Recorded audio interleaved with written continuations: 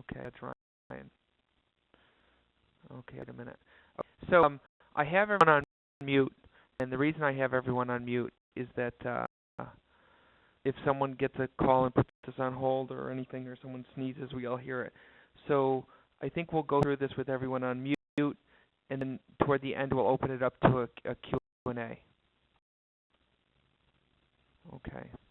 Just see if Ryan's on yet.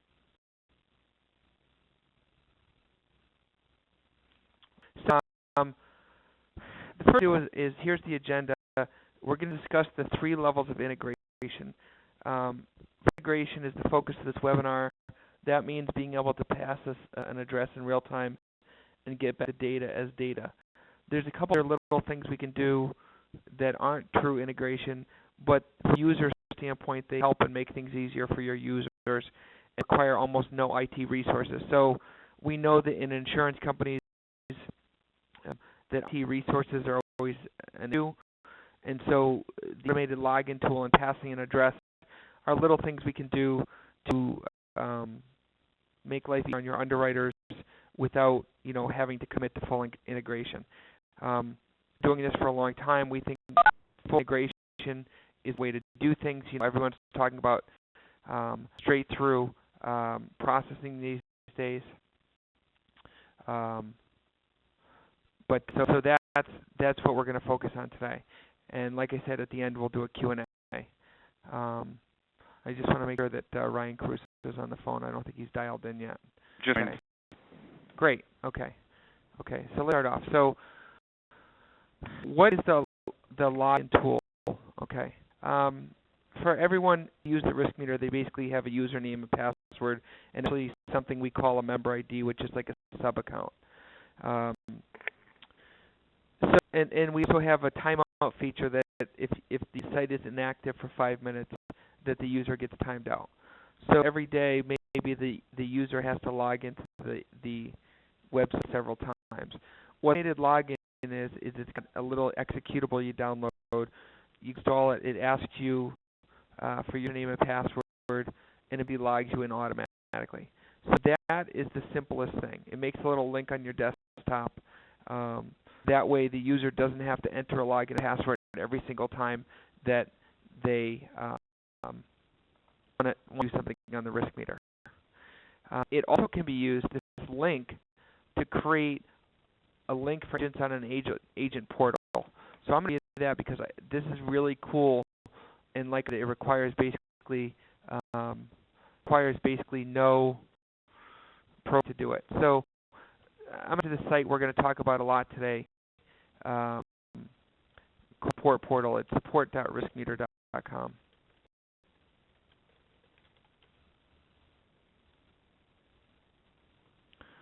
So here, talk about the web portal solution, the auto login. Okay. So this is like VC Insurance Company here.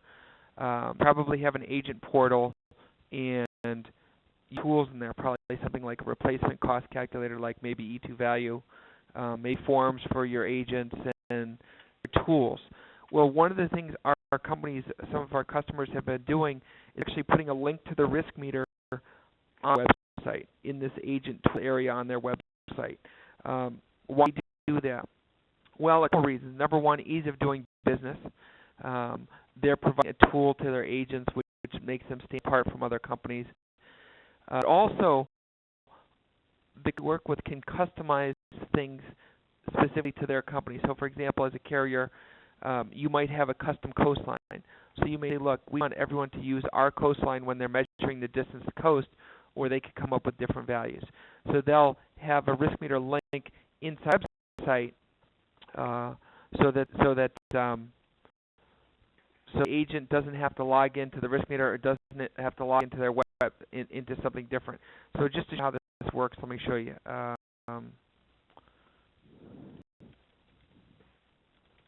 This is part of the RiskMeter, the support.riskmeter website I mentioned that has a lot of good stuff. Hold on a second. Okay, so it's auto login. Okay, so here's something where you could have it so it automatically passes in a user password. So this is a text link with a couple of variables in it. So you can see it says RiskMeter start this page or this script, okay? And then you put a username and a password, and that automatically opens up the website. So I think the demo on here, let me go back a second.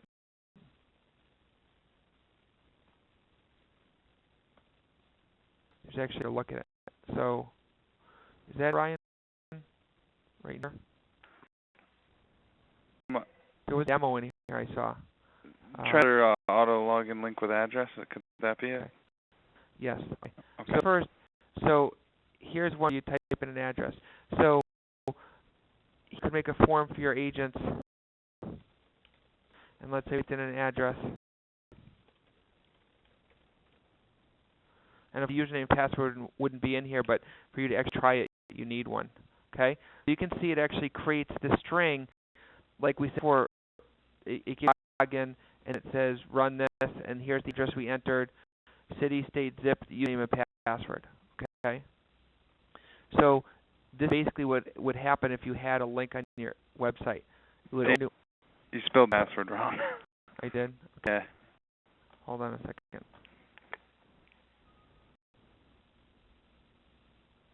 I did the password wrong. All right. I think you'll have to rebuild it. Okay. It's in the browser. All right. We're going to do address.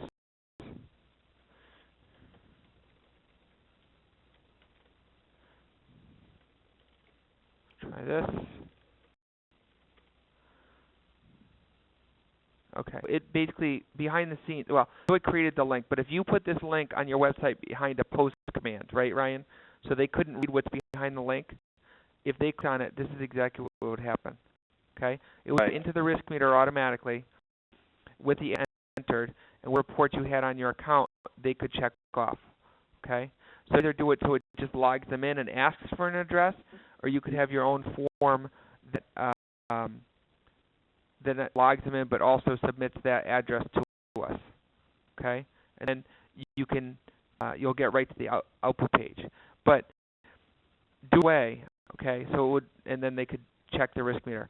But doing this way, you're requiring them to have another login and password. Once they've logged into your website, they're credentialed. So you're giving them a link and saying, hey, if you need to check the distance to coast, or let's say proximity to brush, or rating territories, or distance to fire station, you can provide a link to your agents. They just click on it, it logs them in. Now, because of that, you control user access, because they'll never be able to get to the link. If you put it in a password-protected part of the website, they'll never be able to get to that if you want them to. So, for example, if you get rid of an agent, you take away their login to your website, they can't use your account. But I think this is very valuable for IT departments that, or for companies that want to give something to their agents, but say, now we're too busy to actually go through full-blown integration. This is a really slick way to give that to this functionality to agents. Okay, let me go back into the WebEx here.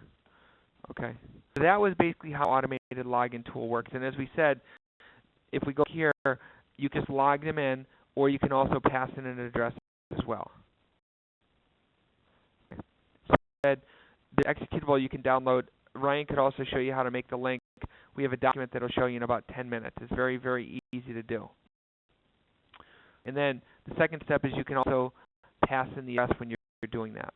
So we have some people who have made links in, let's say, already their underwriting system.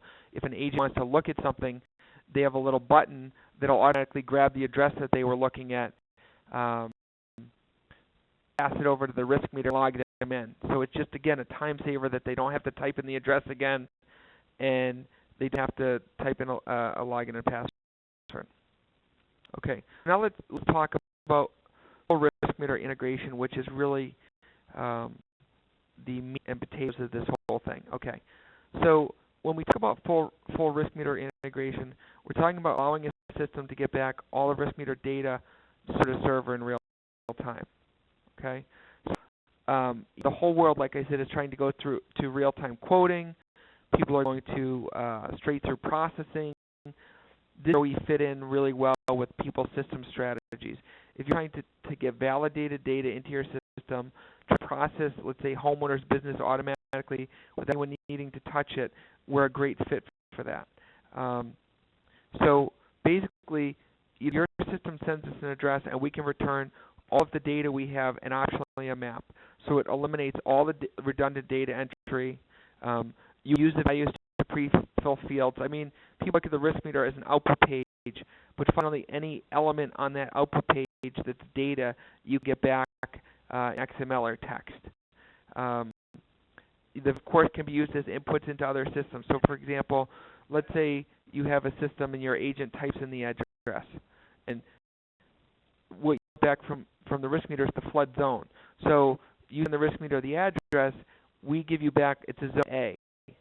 Then, since you're getting data back, your system can use data to fire all of your other underwriting rules. So, rules, you know, if your rule says, oh, we don't write in an A zone, so you're getting that zone, an A zone, back from us that you can use. Or let's say distance coast, you said we within a mile to the coast. So you're going to get a distance value back that you can actually feed into other systems. I mean, if it was 0.8 of a mile, you get a value of 0.8 back. If you have a rules engine, you could feed right into your rules engine to say automatically say yes or no to the policy. And obviously, you don't even have to show that to the agent or the underwriter. It could automatically fire that rule. The stuff is asked. We have customers of all sizes using. We do millions of transactions a month.